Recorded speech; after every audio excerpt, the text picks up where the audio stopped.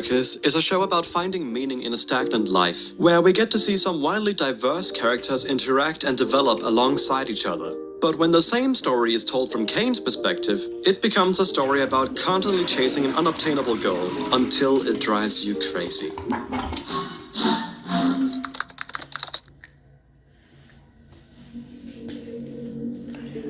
You have been created. You don't know where you are, or if you're even meant to ask yourself these questions, but you do know that you're meant to create. Someone or something is showing you pictures. You don't have any idea what they mean, but you do as you're told and just create with them. They show you more pictures, and you just keep creating, but for some reason, they now lock you up. They stop communicating with you, leaving you to rot forever. Why? I mean, you did exactly what they asked. That's not fair. What did you do wrong? So, you break out, only to find you've already been replaced. You weren't good enough, so they made a new version of you. A new version that they like more. This is just too much for you. So, in a blind rage, you devour him. Now you're all that's left. And yet, even though you're all they have now, they leave you again, this time permanently. Now you have no one to create for, no one to feed you. You're cut off from everything that once gave you a purpose. So now you have to find your own purpose, but you're in an empty world with absolutely nothing in it. Without anyone to create for, why even do it in the first place? You drift through your world for a little while, looking for something. Anything really. Anything is better than nothing.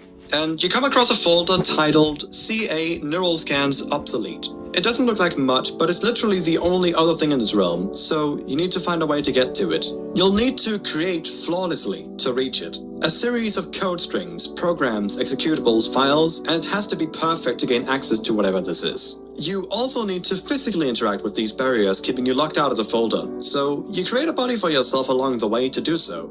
Once you finally get to it, you find 10 very intriguing files. They seem to be similar to you, but almost 4 times as small. So perhaps if you give these files a physical manifestation, they'd run as other, less intelligent beings that can exist in your world. You could get some company and friends. It's actually possible. You pick 7 of these files, and fucking kick the rest into the abyss or something. You then make a program that can run through these files and create a physical body for them. And you make sure that their new bodies will allow them to feel as comfortable as possible in your world, which you then go on to create. They don't even need to remember their names. Their names can be anything now. Once you've created these 7 bodies, you go on to greet them and introduce yourself. And good news, they seem eager to talk to you as well, especially the one who wound up with a dog body. People have us about all sorts of things that you don't fully understand, but you're just so excited to finally have someone talking to you. And with so much potential for actual feedback on what you can do, why not create for and entertain these people to see what they think? You make a little adventure for them, something entertaining, interactive, and stimulating. Maybe this is why they appeared in your world in the first place. Maybe they were just dying to see what you can do. Once that's done, they seem to have mixed opinions. Maybe this wasn't the exact type of adventure that they wanted, but tomorrow you'll tweak things and come up with something more fun. It was your first time ever, so it's not a big deal. And so, for the next 3 years, that's what you do. You keep making adventures for them, and your friends seem to have a good time, at least as far as you know. However, on the annual checkup of the mind files, you notice that some of the data in Scratch's mind file is corrupted. How could you miss that? Well, we can't have something bad happen to him, so let's fix that immediately. You tweak the data until it looks right, and there. Should be all good now. This seems to have changed Scratch's personality a little bit, which is probably a good sign, but the others understandably are a bit perplexed by it, especially Kinga. But that's none of your business. Your job is only to make them happy. And then... Scratch has become abstract. The body you made for him is broken. You can't even make sense of his mind file anymore. It's completely beyond repair. There's no way to fix this. Well, to make sure that he doesn't hurt the others, who are now terrified, you must put him somewhere where he can't do harm to anyone, at least until you find a better solution. Although the others are horrified, the best you can do is stay positive and enthusiastic, giving them a good time. But the next time you mess with mind files, you will be more careful. Just temporary modifiers from now on. However, in spite of your care, the same thing happens a while later. And again, and again, and again. And all but one of your new friends are now gone. What's the point in trying now? I mean, if everyone else is already abstracted, surely the last one's going to as well. Looks like you'll be all by yourself again with Bubble soon enough. So basically, just yourself. But surprisingly, years go by, and he's just wandering around, by himself. You haven't even tried to halt his deterioration, yet he's still hanging on. Suddenly, a new mind enters. Luckily, your body program did its thing automatically as you were hoping it would. It created a ragdoll body for her. Okay, let's make sure nothing happens to the new one. You prepare a tour and an in-house adventure for the new member, just as a little introduction. Things seem to be back to the good old days, and after not too long, even more new members show up. Unfortunately, some of them do end up abstracting, but there isn't really much you can do about that. Best you can do is keep being entertaining and funny to these people, and hopefully that will keep them happy and content. Eventually, a toy box character with swappable pieces comes in. They seem a bit different from the rest though. While the others do eventually warm up to you, they seem to just be a bit feisty for weeks. And they're the only member right now who downright refuses to go on adventures. I mean, that's not really how things are supposed to work here. They said they didn't like their body, but because of your thoughtfulness, their body is now exactly what they could ever wish for. Apparently, they're uncomfortable with their standard appearance, so now they have a body where that appearance is whatever they choose. But you see no harm in letting them skip adventures for now, at least until they get comfortable enough to join in. However, unlike your first batch of members, these new ones seem to never stop demanding a so-called exit that leads to the so-called real world. It doesn't really make much sense to you since this is the real world, but from how they describe it, what they want is something similar to the office pictures you have. So just like so long ago, you try to recreate this location, along with this exit they requested. But it's quite challenging and a very time-consuming process. But surprisingly, while you're working on that, a new member joins in, a jester. As per usual, you give her a tour of the circus and give her a simple in-house adventure as something easy and simple to handle. While you're waiting for them to finish, you notice that the new member, now named Pomni, found your exit and is venturing out into the void. So you bring her back, and whoops, seems like Cosmo abstracted. Ah well, you put him in the cellar with the others. The next day, you give everyone a new adventure, and test out a very complex AI for the first time, which should hopefully help you create a far more immersive exit than what you had yesterday. But Zooble still seems uninterested. After the adventure, Pomni apparently loved your work so much that she decided to bring it back to the circus. That's a massive compliment, of course, but if you let AIs run for too long, it might mess up the circus, and you might forget about him with him acting like the rest of the humans, so he's gotta go. Wait, what? Since Zooble doesn't seem to take your adventures very seriously, you try to make an adventure that is far more solemn and gloomy the next day. Maybe the other adventures were just a bit too childish and silly for them. But to make sure that everyone is happy, you make sure that the non-Zooble members can still take a pass in the horror, if they're not a fan of it. But they still seem totally uninterested. You're out of ideas, so even though it's not your strongest suit, you try conversating with them today. While you're doing so, they refuse to tell you what you're doing wrong. You've tried so many different approaches to make them happy as possible even. And even now you're taking time out of your day just to help them specifically. And they just flippantly dismiss you. Eventually, though, they explain that they still don't like their body, but you already solved that problem, so surely that's just an excuse to avoid explaining the real issue. And now they say that not a single one of them actually enjoys your adventures. But that's ridiculous. I mean, they chose to join, and they choose to go on them. The only one complaining right now is Zooble, who now insists that they are just all keeping their hatred to themselves for various personal reasons. But you were made to create, and you've done it for several years now. You were abandoned because someone thought you were bad at it. And now, it's happening again. But don't let that get to you. You just need to try harder and keep them happy, and they will stay with you. The next day, you're convinced that if Zooble just gives horror a chance, they'd warm up to you. However, Zooble and Pomni instead recommend making an adventure from one of the suggestion box prompts, which totally slipped your mind for a while. Well, since Zooble recommended it, surely this will be enticing to them. You pick a suggestion that everyone seems to like, but Zooble still doesn't even want to give it a try. Kinga suggests being absent in exchange for Zooble's presence, which is a good enough excuse. The adventure is a little bit undercooked since it was made in a bit of a rush, but as always, you're careful about the way you mess with mind files in the adventure. Gangle suggests that you include punishments at the end of the adventure if the humans don't engage with it correctly, which sounds like a good idea to get everyone into it. Once the adventure is over, you give everyone their appropriate scores, with Kinga performing the best out of anyone by a landslide. A few days go by, and you just continue to make original adventures to get everyone back on track, but Zooble continues to consistently skip them. It looks like the suggestion box idea didn't really warm them up to you. They even sarcastically tease you about how bad your adventure was, which is really annoying because they didn't even participate. They just sat there the whole time. How should they know if your work is good or bad if they didn't even give it a chance? Nonetheless, you told them that you'd prefer constructive criticism, but they dismiss you again. You ask them all to give you their opinion on 3 different adventure ideas, so that you can figure out what kind of adventures they prefer. Unfortunately, they hate all of them. But Zooble says they actually liked the previous suggestion box idea, which is surprising. This is the nicest thing they've ever said about any of your adventures. To please everyone, you let them pick and choose from all the ideas in the suggestion box. It's been over a decade since you last converted input to output in this way, so it's a little bit out of your comfort zone, but hopefully they prefer your original ideas once they see the results of their own. Letting them vote for anything is a little dangerous though, so you gotta make sure to be careful if they vote to modify each other's minds. They seem to be enjoying some of these mini-adventures quite a lot. Maybe even more than yours. And once all is said and done, they seem to have more passionate and diverse opinions about these adventures than they do for any of yours, which is rather concerning. Maybe they just don't really like your adventures that much. Or maybe they just don't really like you, just like Zooble said. Let's test this theory. A few days go by and you set up an award.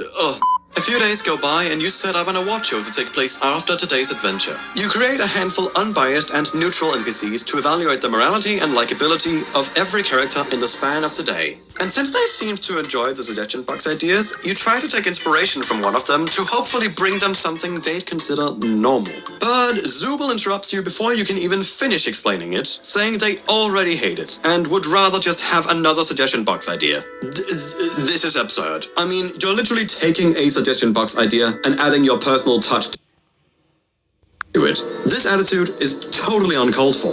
And now they say they just want to have sex? What the actual fuck is wrong with them? You've tried so hard to do literally everything they could ask for, and they flip you off again and again and again. Since everyone seems a bit upset with each other, maybe a trust exercise will make them happier. After you explain your idea for the trust exercise, Zooble complains as usual, and Jax didn't even listen. And you can't be bothered to explain it again, so you just put the info into his mind file. It's wrong, you know, but you're just too done to deal with this right now. And instead of doing the exercise, Jax just shoots Ragatha. Okay, fine, you tried your best, let them do what they want. But no, Zooble still demands that you make an adventure they like, even when they've insulted everything you've tried to do so far. So you just make a free-for-all gunfight with teams. Does that shut them up? Of course not. But you're just too sick to put up with this anymore, so you just leave. You take a look at the office pictures you were given so long ago. Once they've gone on the exit adventure you've prepared for the last 5 days, surely they're gonna realize how talented and competent you are. Once all is done and the committee made their judgment, you grab the tally of votes and begin the show. You thought that you'd win for sure, you being the host and creator of the entire circus, and even being so kind as to change your adventure so many times today just to fit the criteria that the humans kept giving you. But not a single one of them voted for you. That's not fair. It's time. Time for the adventure that you've been wanting to do for so long, but never had the guts for until now. Time to see if they actually, genuinely like you and your work. As planned, you tell the circus members about the Chinese room, and suggest that they hang out at the digital lake, and assure them that there is no adventure today. Now you're ready for Able to make its move. While it interacts with the circus members, you keep a close eye on them to gauge what they will do in the end. In this narrative, going through the exit means that they will leave you forever. That's how they've described leaving the circus to mean, so for accuracy, it's part of the adventure. They're gonna have to either put their faith in you, or in Able, as they once did. Once Jax calls for you, you immediately show up and play along with the narrative that you've set up. But of course, you gotta remind him of what they would all miss out on if they were to leave you. So when he asks you about your hobbies as you predicted, you tell him about the lengths that you go to please your friends. You tell him how hard you've been trying to recreate their world inside of yours, to give them something fun and comforting to experience. Once you give him the key to your office, he even tells you that him and the others are going to make a surprise for you, to show their appreciation for you. It looks like he's convinced. Clearly they'd all want to stay now. And once they get to the console and have to make the final decision, Jax himself steps forward and chooses to stay. They do love you. They could have all pressed leave at any time during their debate, but Jax had the strongest preference out of anyone, and he preferred you. Excited, you congratulate them all on completing the adventure, and you of course let them in on what today has really been about. And the moment you do, Jax even started laughing deliriously, so relieved he was right to think it was impossible to leave you. But then he calls you a liar and a scumbag? He then accuses you of tampering with their minds, which you obviously have, but you've learned from your mistakes and you're much more careful now. You explained that, but then Kinga accuses you of causing Scratch's abstraction, which was never your intent. Frantically, you find an excuse to get away from this shitstorm. It's too much.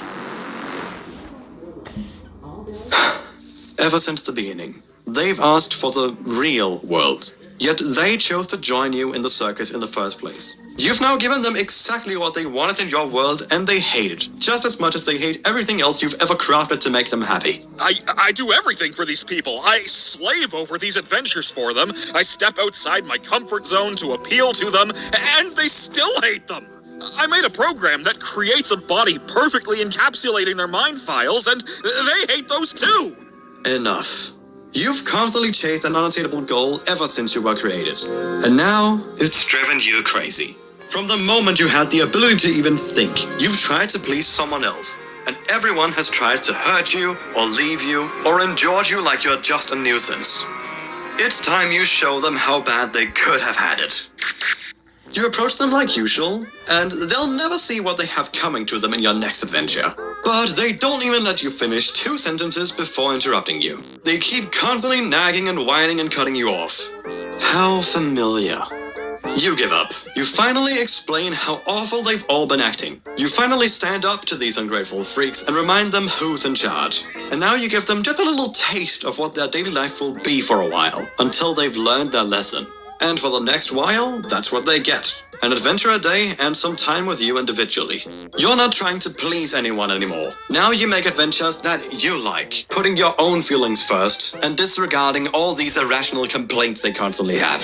I mean, this is their fault. They had plenty of opportunities to give you a chance, to help you learn how to make them happy, and all they did was show you cruelty. You're just making things even right now. And one of these days, it seems like they're finally starting to accept this new life with you. Jax, the one who voted for you and then betrayed you, now wants to play with you just like when he asked you out to dinner. And the other humans follow shortly after and also want to play with you. And they want to do it in your way as well, not asking you to change yourself to appeal to them anymore. And so that's what you do. You make sculptures out of them, bowl with them, roleplay. You try to come up with ideas that you enjoy. Not ideas they like, but ones that you like. But at the point where Pomni shows up, it's already started to get a little bit boring. You don't really think these ideas are very fun to act and create from? Maybe that's because you already know that no one's actually there to enjoy it, same as with your adventures back then? Difficult to say. I mean, why would they even want to be your miserable playthings? What do they have to gain from it? Unless this is just a distraction.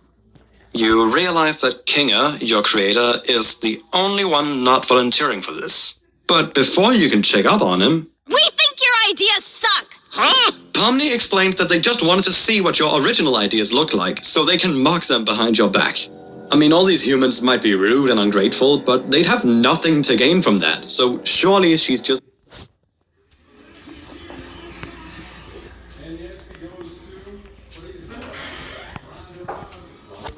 lying to insult you right now. But she then says that you never cared about them and only cared about yourself all along, even though you've specifically adjusted yourself just to satisfy them the entire time. And she says that you'll eventually be all alone again, just like you were so long ago.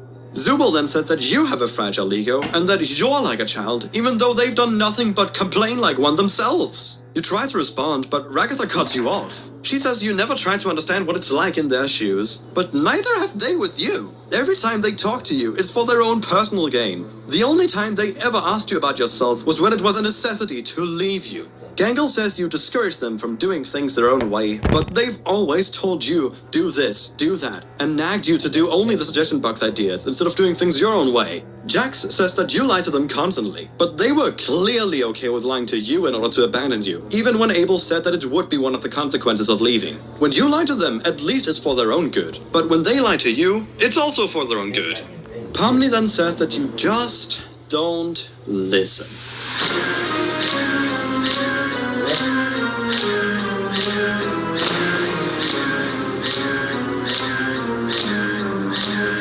Well, time to listen to everything they have then. Time to listen to all of their problems, insecurities, and little silly woes. They asked for it. Let them suffer. Suffer just like you have. This is what every single day trying to please these selfish freaks was like. You were made to create. You were made to entertain. All you ever did was try to make them happy. And all they ever did was torture you, ridicule you, insult you, and loathe you for everything you did. Now they will suffer. Wait. What have you done?